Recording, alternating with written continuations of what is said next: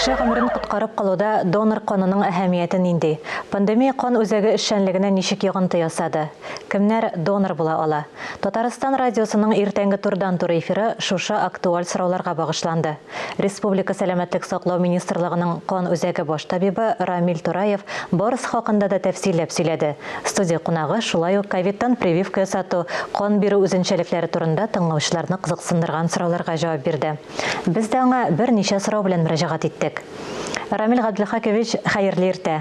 Хәерле иртә, хөрмәтле дуслар. Пандемия вакытында донорлар саны кимемәдеме? Эпидемияга чаклы да, эпидемия вакытында да бер кошанда донорлар саны да биргән каннарның күләме дә бер кошанда кимемәде. Без һәр вакытта безнең шифаханаларга кирәк булган вакытларга кирәк чаклы кан компонентларын бирергә без һәр вакытта әзер. Әйе, пандемия башланганда донорлар саны кимегән иде. Әмма ләкин без бөтен радио, телевидение аркылы Татарстаныбызның халкына мөрәҗәгать итеп, аларның дөрес итеп аңлаулары һәм берничә көннән соң ничаклы донорлар пандемия чаклы булган, безнең шундый донорлар булды. Без Татарстан пандемия вакытында бернинди кытлык сизмәдек. Рәхмәт барлык җавап биргән кешеләргә, шу безнең чакыруны ишетеп килгән кешеләргә. Бер нәрсә әйтәсем килә, ниндидер авырлык килгән вакытта халык диненә, теленә, нинди националына карамастан берләшеп, бер-берсенә ярдәм кулы суза. Безнең Татарстаныбызда ел сайын 50 тоннадан артык кан әзерләнә. Бу безнең шифаханаларыбызның кирәк дип табылган күләме. Донор булырга теләүчеләргә нинди таләпләр куела? 18 яше тулган кеше, ир һәм хатын-кызлар барсы да донор була ала. Иң беренче таләп кешенең башына уй килгән вакытта кан бирергә, ул үзен таза дип хис итәргә тиеш. Шул вакытта гына килеп кан бирә ала. Авыру кешеләр, авыру белән авырган кешеләр беркайчан да донор була алмыйлар. Монысы бер. Икенче, безгә килгән вакытта һәрбер донор бик зур тикшерү үткәрде. Башта аны авыру врач карыйлар, безнең шундый база бар, ниндидер инфекциялар белән авырмаганмы? Ансында карыйбыз.